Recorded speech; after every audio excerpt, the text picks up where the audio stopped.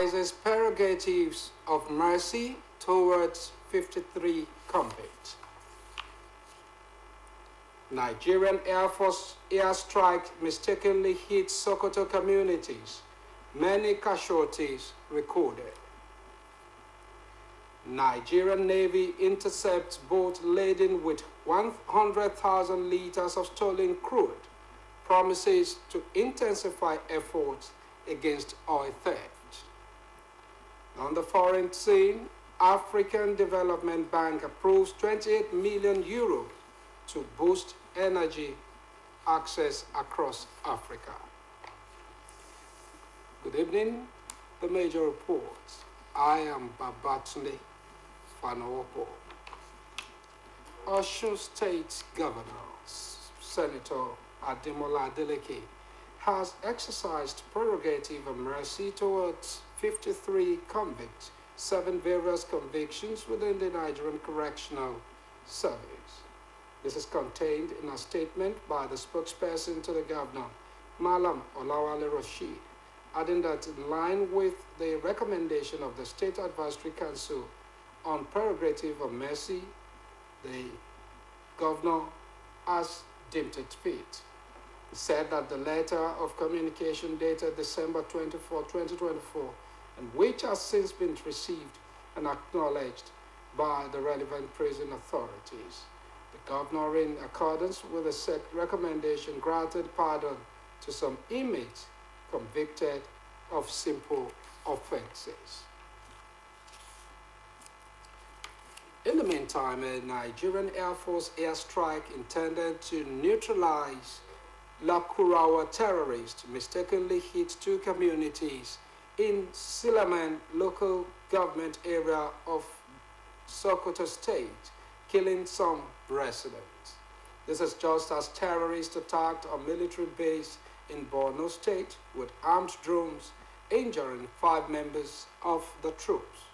The chairman of Silaman local government area, Abubakar Daftarana, confirmed the attack and expressed shock at the devastation. Mr. Daftarana said that the affected communities, Gidansama and Rumtua, are located near the Surame forest, a known hideout for the Lakurawa sect and bandits. However, the spokesman of the Sokoto State Police Command, ASP Ahmed Rufai, declined comment on the matter, saying it was not their operation. While NAV spokesperson Air Vice Marshal Olushola Akiboyewa stated that the operation was conducted based on credible intelligence and surveillance, promising that the Nigerian Air Force will investigate the fallout of the airstrike. In another development, Sokoto State government has donated the sum of 20 million naira to the families of the victims of an accidental bombing on civilian communities in the state. This was disclosed when political gladiators in the state stormed Silame local government area of the state to attend the burial of victims of the alleged military airstrikes targeted at Lakurawa terrorists on Christmas Day. Governor Ahmed Aliyu disclosed this while on a visit to commiserate with the families of the victims in the community, as he described the incident as unfortunate. The governor, who was accompanied by other political gladiators and the Minister of Labor and Employment, Muhammadu Megari Dingyadi, braved the challenging terrain to join the community for the funeral prayers for the victims. Governor Aliyu expressed condolences to the community and attributed the tragedy to divine destiny, assuring them that a thorough investigation will be conducted to uncover the cause of the mistake and prevent future occurrences. In addition, the Secretary to the State Government, Muhammadu Bello Sifawa, announced a donation of 20 million naira and 100 bags of assorted food items to the families of the victims. In the meantime, troops of Operation Safe Haven have arrested 20 suspects in connection with the killings of 15 people in Tingwa Gidan Ado community of Rayom local government area of Plateau State. Commander of OPSH, Major General Abdusalam Abubakar, disclosed this at the Christmas luncheon organized for troops of OPSH and 3 divisions of the Nigerian Army in Jos. According to Major General Abubakar, who is also the General Officer commanding 3rd Division, the troops also recovered a large cache of arms and ammunition following hours of sustained night operations. He added that the spirit of Christmas renewed the troops' commitment to the values they hold close to their hearts, as it inspires them to serve with greater passion and determination. Major General Abubakar appreciated the Chief of Defense Staff, General Christopher Musa, and the Chief of Army Staff, Lieutenant General Olufemi Oloyede, for their leadership and strategic guidance, which have helped troops to record numerous operational successes using both kinetic and non-kinetic measures. Still on security, the Nigerian Navy has seized a boat laden with about 100,000 liters of stolen crude oil at the Idiogba Mine coastline in Elijah local government area of Ondo State. The commanding officer of the base, Captain Aliyu Usman, made this known to journalists during an assessment visit to the site, saying that the naval team acted on credible intelligence and deployed its quick response team. Captain Usman explained that the Nigerian Navy forward operating base Igbokoda intercepted a boat laden with about 100,000 liters of stolen crude oil at the Idiogba Mine coastline in Elijah local government area. The commanding officer said that the perpetrators of the crime fled on sighting the response team, where the sample of the crude oil was taken for appropriate laboratory test, while the boat and the product were handled in line with extant directives. Reports say that residents of the community were later sensitized on the dangers and implications of playing host to illegal bunkering activities to their security and environment. People have been advised to live a Christ-like life full of humility and love, which is the hallmark of Christmas season. A Christian cleric from Jubilee Baptist Church, Okeoniti Osogbo, Reverend Michael Abioye, dropped this hint against the backdrop of the Yuletide. The clergyman urged the leaders and the led to maintain good fellowship in order to minimize the level of poverty in the country. He speaks further. Because the Savior who is born came and is still alive to be able to give us peace. That's why he himself was called the Prince of Peace. Yes, things may not be easy in the world today, but I want the people to be calm so that they will not put themselves into unnecessary trouble. Let everything go on peacefully. And with this moment, Jesus came with a message of love. And so I want to also say that let there be love everywhere. Be concerned about your neighbor. Do whatever you can do to love them, and let that be what flows all over now. Especially at this moment, people need love. Life is not easy. And because it is not easy, for God so loved the world that he sent his only begotten Son, Jesus Christ. Therefore, let us show that love to everybody.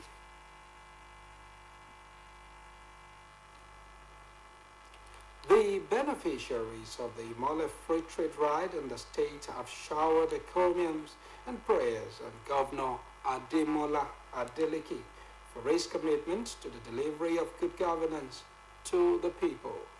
Those who spoke with OSBC shortly after disembarking from the train from Lagos described the governor's policies as life-changing and impactful, calling on other governors in the southwest region to emulate the gesture.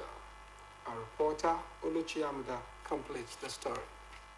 It was a moment of joy for the numerous passengers who boarded the Imole Free train from Lagos to celebrate Yuletide with their loved ones in Osun State as they disembarked from the train when it arrived at the Osogbo terminal of the Nigerian Railway Corporation, Freedom Park, with hearts full of appreciation to Governor Adeleke for sustaining the policy and ameliorating their sufferings, most especially as the cost of transportation continued to hit the rooftop. The Commissioner for Commerce and Industry, Reverend Bumijenyo, accompanied by top government functionaries from his ministry, was on the ground to welcome the passengers. In their separate interviews with newsmen, Messrs. Shino Onowole and Bode Oluwole described Governor Adeleke as a leader who genuinely feels the pulse of the people and knows how to ameliorate their sufferings. They stated that the money-free train ride initiative is a life changer that has continuously enabled families to celebrate festivities together, adding that it would have been impossible for them to be able to afford the transportation fare from Lagos to Osun State as a result of the present economic reality. We so enjoyed it. It's a very good trip. It's awesome, so we really appreciate it. We all benefited from this. We really appreciate it. God bless you. We want the whole governor, the rest governor, to copy Governor Adeleke issue or way of attending to the general. In short, so that is exactly what we want. We want other governors to be doing such a thing due to the situation of country. So when they are doing this, people will have relief. So that's exactly what we want. So we are very grateful. I personally am very grateful for our governor, Adeleke. In fact, what they did is very, very, very okay, and is very, very all right, and is very enjoyable. No stress, no problem, no wahala, no anything. So even in the train, we are very okay. Nobody is shouting on others, so nobody is dragging, no fighting, no anything. The security also, they are very good. They are doing their job. So we are very grateful indeed, and we pray. Governor Wauniku. When addressing newsmen shortly after welcoming the passengers, the Commissioner for Commerce and Industry, Reverend Bumijenyo, assured the people that the Admiral Adeleke's administration remains committed to fulfilling all its electoral promises, adding that the delivery of good governance is not negotiable. He implored the beneficiaries to take advantage of their homecoming to tour the state and see the developmental milestones the state has recorded in different areas, such as infrastructure, economy, agriculture, education, health, workers' welfare, and human capital development, among others. The governor provided these services because he wants to show that he will do more. He will do more, and he's going to do more. The train that came from Lagos, these are not regular train because there are so many things that the Nigerian Railway need to do to improve on the rail line,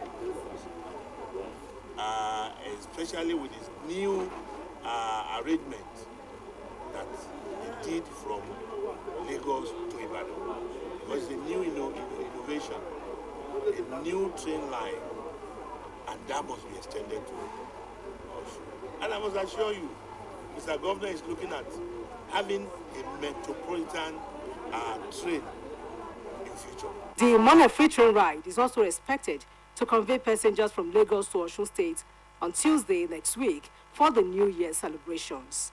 Oluchi Amuda, OSBC News. Osun State Sector Commander of the Federal Road Safety Commission, Mr. Adeyemi Shokunbi, has warned motorists to desist from plying one way on major roads to avoid mishaps that may lead to loss of lives, saying the government has opened standard road network in the state. The commander stated this while speaking to OSBC News against the backdrop of abuse of roads by motorists commonly experienced during festive periods. According to him, the command has zero tolerance to road abuse, while any officer caught perpetrating unlawful acts will be sanctioned in line with the law. He speaks further. His Excellency just commissions on roads is going to ease traffic. But while that is done, we also want people to know that before those roads were commissioned, they use the same way. That's coming one way. Now it is outlawed because that road has been completed. So maintain your lane. We are going to continue to do intervention. We are started sensitizing people. The road has been completed. So use your lane. Any moment we do intervention, everyone taking one way in this town, they put our lives in jeopardy and we will not take it from them. The Nigerian Meteorological Agency has predicted dust haze from today to Saturday across the country. According to the release by NIMET in Abuja, there will be slight dust haze today in good visibility throughout the forecast period in the northern region. The weather agency predicted early morning fog or mist over the coastal areas and moderate dust haze with visibility range of 2 kilometers to 5 kilometers throughout the forecast period in the southern part of the country. NIMET advised airline operators to get airport-specific weather reports in line with flights documentation for effective planning in their operations. You are welcome to our sports segment.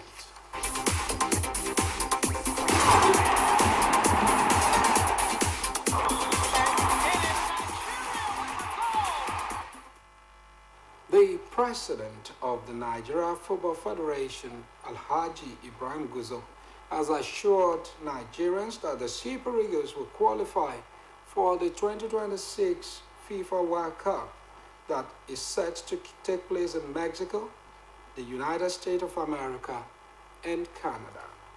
Details of the story and others are presented by Olubunmi Ajiboye Agbola.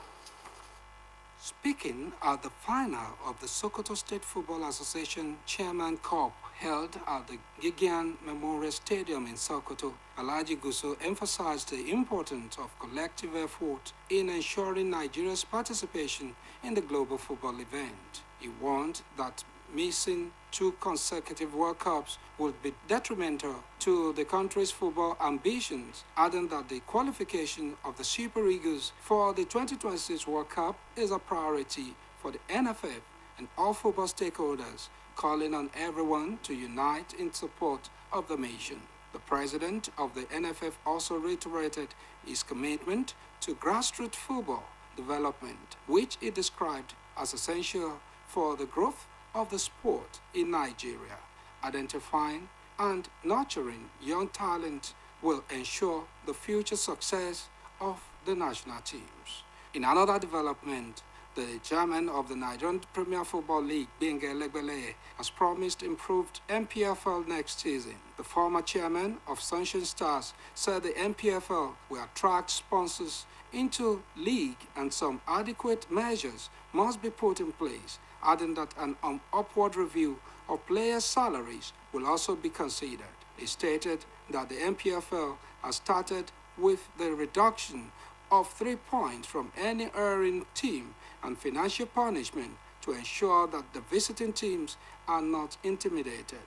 Mr. Elegbele added that the MPFL must insist on the rule and not to compromise the standards to get it right because of investors who are ready to partner with the league for its growth. Meanwhile, Sporting Club de Portugal have dismissed João Pereira, the successor to Ruben Amorim, after just 8 games. The Portuguese champions have appointed Rui Borges from Victoria Guimarães as his replacement. Pereira was promoted from his role with the B team to take charge of the senior squad when Amorim left for Manchester United in November. At that time, Sporting was 6 points clear at the top of the Liga Portugal, having won 11 times in as many games, and was second in the Champions League with 10 points from 4 outings, including a 4-1 thrashing of Manchester City. They have only won 1 of the 4 league matches that have followed, losing twice, and after a goalless draw at Gil Vicente last weekend, are now second, a point behind Benfica ahead of playing them at home. In the Champions League, a 5-1 home loss to Arsenal and 2-1 defeat at Club Brugge has left them 17th. Confirming its departure, Sporting took to X and said, "A lion forever, thank you, Joao Pereira." And while club president Frederico Varandas said Joao Pereira came in at a time that everyone knows about for an extremely difficult challenge, unfortunately, they came to the conclusion that it did not go well.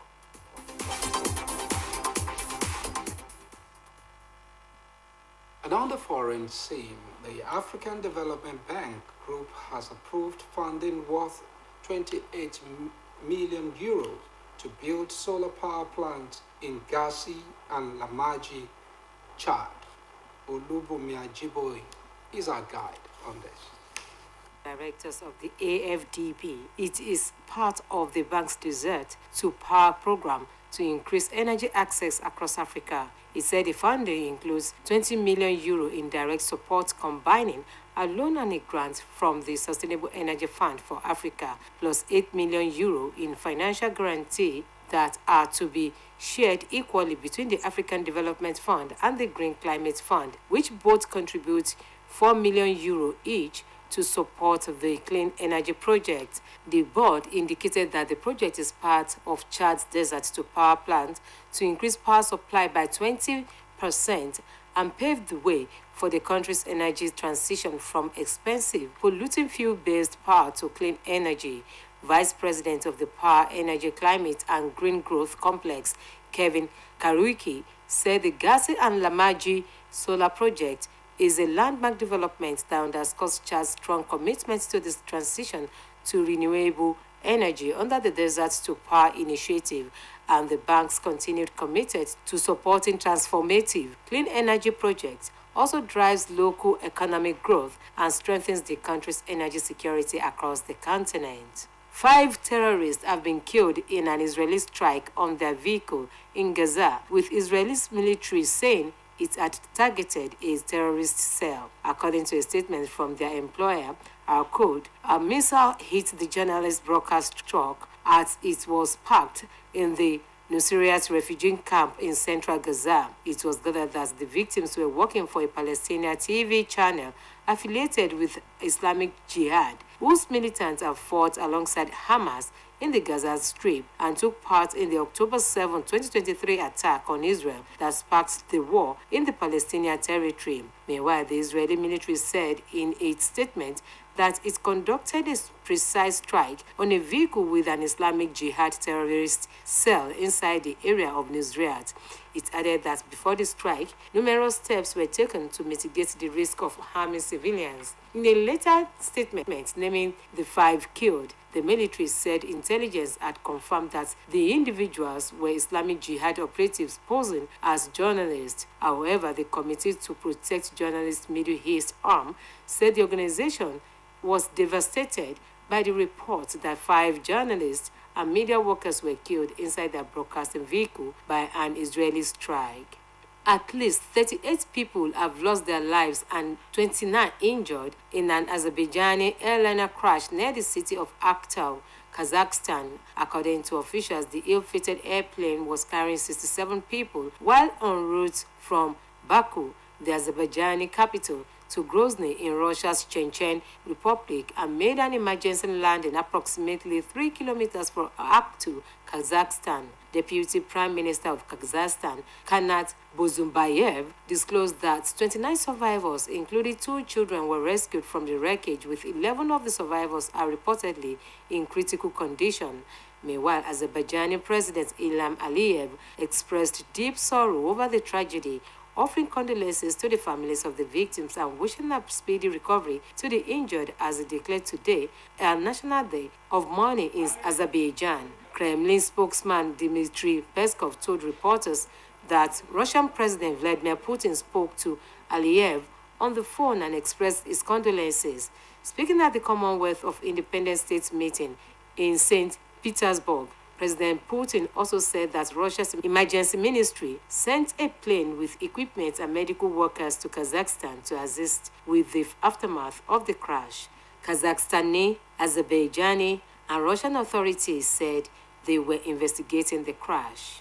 Olubumi Ajiboye Agbola, reporting for OSBC News. And with our report from the foreign scene, we've come to the end of the major report on OSBC TV. It was edited by Olubumi Ajiboye Agbola. I am Babatule Fanopo saying, Happy Boxing Day. Thank you for watching and good night.